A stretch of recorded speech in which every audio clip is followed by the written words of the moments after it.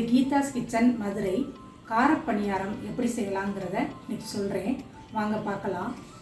வீட்டில் செஞ்சு கொடுத்துட்டு உங்களுக்கு இது பிடிச்சிருந்துச்சுன்னா லைக் பண்ணுங்கள், ஷேர் பண்ணுங்கள், சப்ஸ்கிரைப் பண்ணுங்கள். தேங்க்யூ.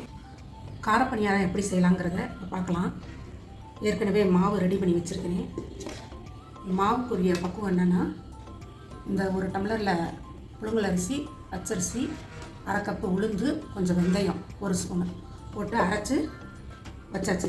ஒரு 6 மணி நேரம் நல்லா புளிச்சதுக்கப்புறம் இதை காரப்பணியாரமாக செஞ்சு தட்டுங்க பாருங்கள்.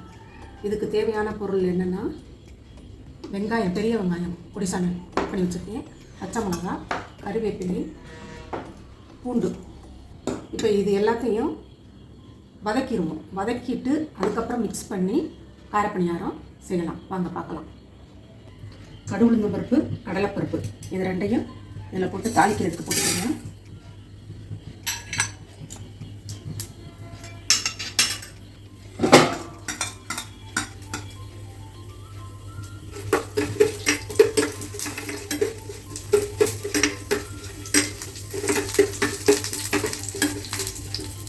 நல்லா பொரிச்சு வந்துருச்சு. அடுத்து பூண்டு,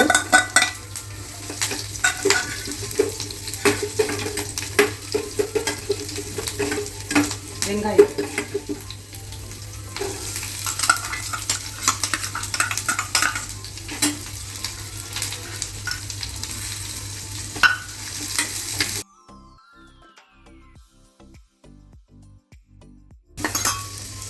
பச்சை மிளகா, ஒரு 4-5 பச்சை மிளகா நறுக்கிப்போம்.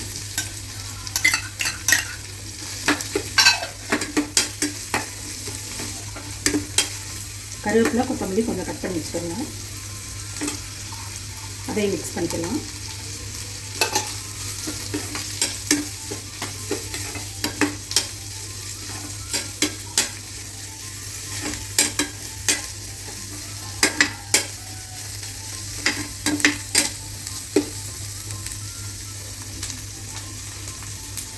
இதை அதில் சேர்த்துருவோம், மாவில் சேர்த்துருவோம். இதை எல்லாத்தையும் மிக்ஸ் பண்ணிக்கிடுவோம்.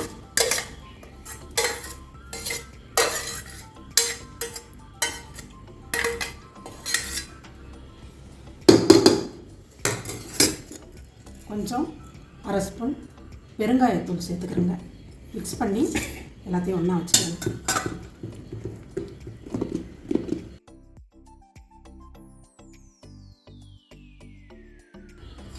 இப்போ பணியாரம் ஊற்றுறதுக்கு நல்லெண்ணெய் தான் யூஸ் பண்ணணும். சுத்தமான நல்லெண்ணெய் யூஸ் பண்ணால் தான் உங்களுக்கு நல்லா சாஃப்ட்டு கிடைக்கும், நல்லா டேஸ்ட்டும் கிடைக்கும். அதனால் எண்ணெய் ஊற்றிக்கிறேங்க. ஒரு செகண்ட் விட்டுட்டு மாவு நல்லா கலக்கி விட்டுட்டு மாவு ஊற்றுங்க.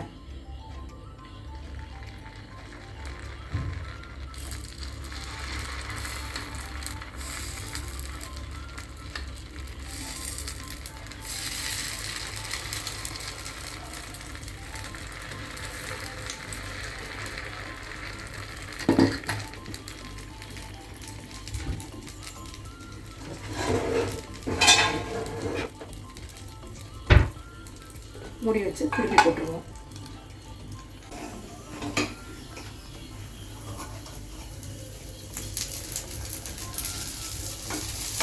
அப்படியே திருப்பி போட்டுருங்க.